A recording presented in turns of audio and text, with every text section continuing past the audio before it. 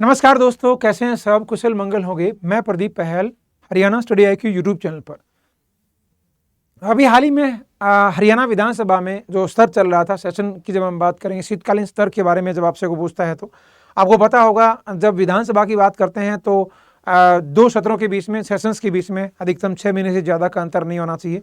कम से कम 2 सेशन एक साल में होने ही होने चाहिए। 3 हो सकते हैं, 4 हो सकते हैं, लेकिन 2 होना जरूरी है। ठीक है। और रिसेंटली 2 नहीं हो पाए थे, तो आपको याद होगा जब इस चुनाव से जस्ट पहले की बात है कि 15-16 तारीख सितंबर की जब हम बात करेंगे तब तक सेशन हो जाना चाहिए था, लेकिन वो हुआ नहीं। तो फिर आपको पता होगा विधानसभा को भंग कर दिया गया था और वो सेशन नहीं हो पाया था।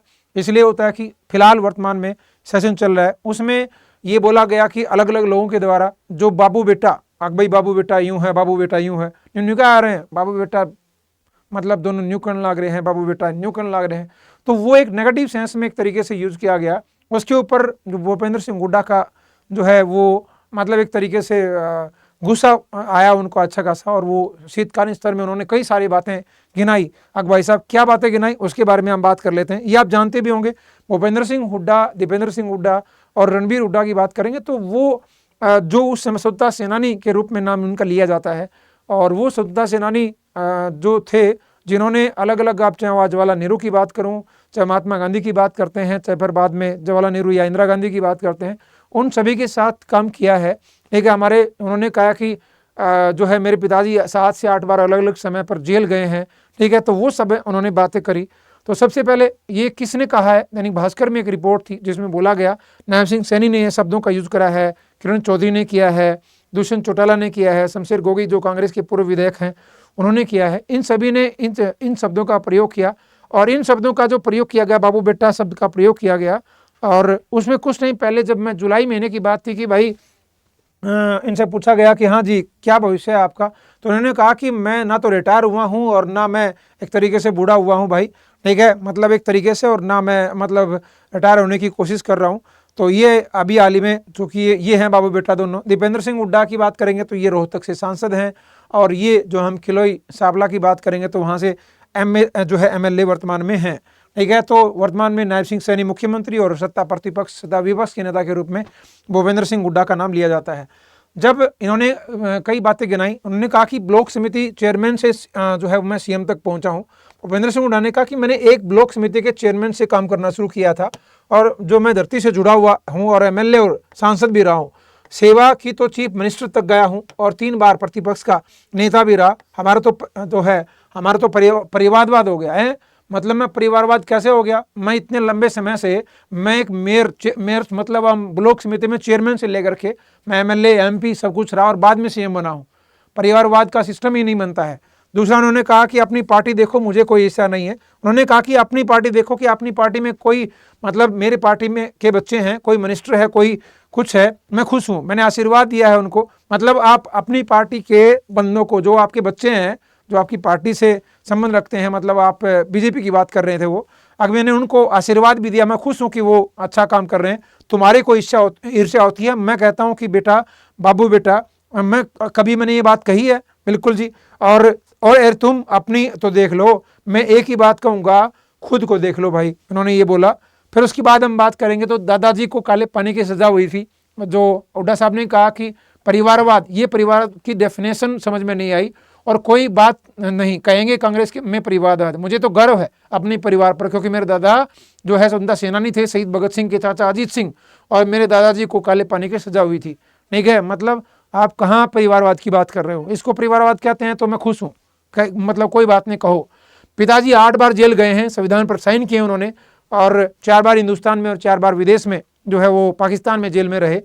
तो ये कौन सा परिवारवाद हुआ? मतलब इस बात को लेकर के उनको हमारी विधानसभा में बात करनी पड़ी। जब मैं हुड्डा परिवार की बात करता हूं तो जो रणबीर सिंह हुड्डा संविधान सभा के सदस्य थे और 3 बार सांसद रहे हैं, हरियाणा सरकार में मंत्री रहे। एक समय ऐसा भी था कि मुख्यमंत्री बनने तक भी बात आई थी इनकी। ठीक है। उसमें हम बात करेंगे तो इनके अलग अलग ये 5 बेटे हैं। उन 5 बेटों में भूपेंद्र सिंह हुड्डा जो है 2 बार मुख्यमंत्री और 4 बार सांसद रहे, विधानसभा में प्रतिपक्ष के नेता रहे हैं 3-3 बार। एक बार एक कैप्टन प्रताप सिंह है, उन्होंने भी विधानसभा चुनाव मतलब एक तरीके से लड़ा था, लेकिन वो हार गए थे। उसके अलावा ये राजनीति से दूर हैं। इनके अलावा जो और 3 भाई हैं, इनका एक बेटा है दीपेंद्र सिंह हुड्डा, ठीक है, पत्नी है श्वेता मिर्धा हुड्डा जो राजस्थान के मिर्जा परिवार से संबंध रखती हैं, ठीक है। और ये हम बात करें जवाहरलाल नेहरू के साथ इनको देखा जा सकता है, ठीक है। जब हम किसके बारे में बात करते हैं तो इनके पिताजी को। वहीं जब मैं इनके पिताजी की बात करेंगे तो इंदिरा गांधी, इंदिरा की पहली पसंद होने के बाद भी सीएम नहीं बन पाए।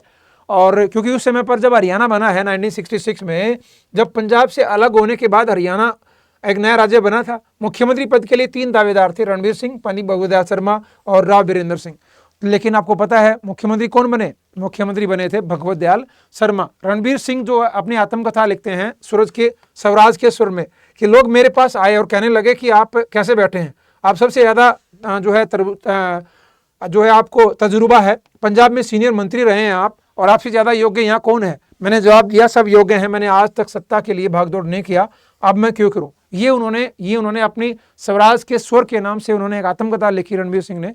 उसमें ये लिखा कि मैं सत्ता के लिए जो है मैंने भागदौड़ नहीं किया। ये सब वो लिखते हैं कि मैं सब कुछ तटस्थ भाव से देखता रहा, इंदिरा गांधी मेरी वरिष्ठता और देश के लिए जो कुछ भी मैंने किया था उसे देखते हुए मुझे मुख्यमंत्री बनाना चाहती थी।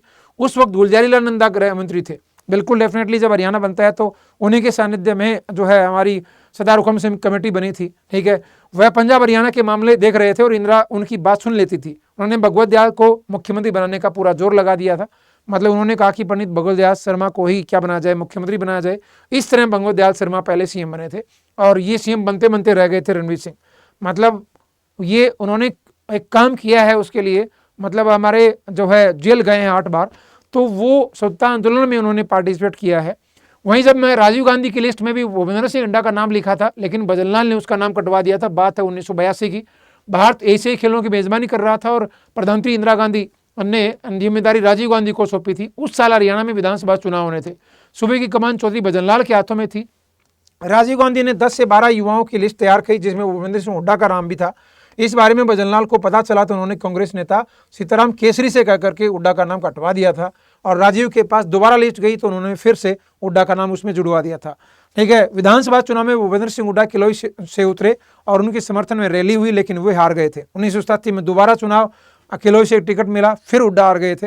हुड्डा ने मतलब कहा है एक इंटरव्यू में कि चौधरी भजनलाल को मेरे पिता के सपोर्ट से पहली बार टिकट मिला था, लेकिन मेरी बारी आई तो मुख्यमंत्री रहते उन्होंने अड़चनें खड़ी करी और उन्होंने क्या किया, मुझे मतलब एक तरीके से हराने का काम किया है। तो ये आप इनके माता पिता की बात करेंगे, ये हुड्डा साहब हैं और हुड्डा साहब की ये पत्नी है आशा हुड्डा के नाम से, जिनको आप जानते हो।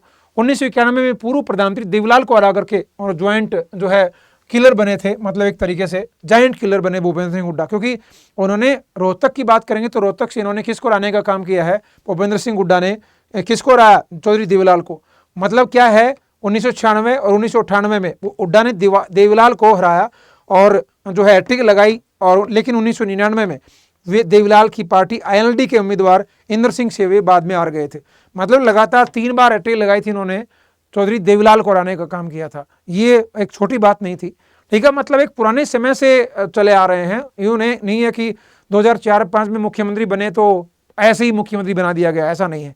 लेकिन जब भजनलाल की जब बात करेंगे तो क्या हुआ, लास्ट में जब ये चुनाव होता है तो भजनलाल के सानिध्य में तो चुनाव होता है, लेकिन मुख्यमंत्री कौन बने, मतलब चुनाव तो भजनलाल के नेतृत्व में लड़ा गया, लेकिन मुख्यमंत्री 2005 में मुख्यमंत्री इनको बना दिया गया। बाद में भजनलाल साहब नाराज भी हुए थे और बाद में इनकी पिता पुत्र की जब हम बात करते हैं तो फिर आपको पता होगा लगातार 2 बार मुख्यमंत्री रहे हैं। बाद में सत्ता प्रतिपक्ष, तीसरी बार की जब बात करेंगे विपक्ष के नेता के रूप में इनका नाम आता है, ठीक है। अभी मतलब कोशिश थी, बिल्कुल लग रहा था पता नहीं कैसे जो है कांग्रेस अपनी मतलब सरकार नहीं बना पाई, मतलब एक तरीके से सीटें कम आई भाई, बीजेपी का तीसरी बार बहुमत आया और वो भी पूर्ण बहुमत, ठीक है। और इस तरीके से बीजेपी ने लगातार तीसरी बार अभी वर्तमान में सरकार बनाई है। तो मुद्दा था कि जो बाबू बेटा कहने के ऊपर उन्होंने कहा कि परिवारवाद की बात करते हैं, परिवारवाद नहीं भाई, हम तो कभी से जो है इस राजनीति में हैं और कभी से मेरे पिताजी, मेरे दादाजी, मतलब भूपेंद्र सिंह हुड्डा ने कहा कि मेरे दादाजी काले पानी जो जेल में जो है उन्होंने सजा काटी है, ठीक है। तो आप क्या बात कर रहे हो, ठीक है, आप अपने अंदर जाके देखो कि आप में परिवारवाद है या नहीं है। तो ये सारी बातें आपको देखने को मिली। इस तरीके से ये सेशन था, ये बात हुई तो मैंने आपको बताया। तो यदि आपको लगता है कि ये सेशन अच्छे लगते हैं तो सेशन के साथ जुड़े रहें। और हाँ, ये आप ध्यान रखिएगा, यदि आप हरियाणा पीएससी की तैयारी कर रहे हैं तो आप हरियाणा पीएससी का स्टडी IQ ऐप पर जाकर के अभी फाउंडेशन बैच, संकल्प बैच जो है नंबर 9 शुरू हो गया है, जो केवल आपको स्टडी IQ ऐप पर आपको मिलने वाला है। 13,749 में नहीं मिलेगा। आप यदि PDK लाइट कूपन कोड का यूज़ करते हैं तो ये 13,749 रुपये कितने रुपये हो जाएंगे, लगभग 11,000 रुपये हो जाएंगे। तो आप 11,000 रुपये में आप इस बैच में जुड़ सकते हैं, जो बायलिंगुअल मिलने वाला है, लाइव क्लासेस मिलने वाली हैं, 1-to-1 मेंटरशिप मिलेगी, आंसर राइटिंग जो है प्रोग्राम आपको मिलने वाला है, हैंड रिटन नोट्स मिलने वाले हैं। तो जाकर के फटाफट जुड़िएगा और स्टडी IQ ऐप को डाउनलोड करके, और हाँ, चैनल को सब्सक्राइब करके बेल आइकन जरूर दबा लेना। आज के लिए बस इतना ही। Bye bye, thank you, have a nice day.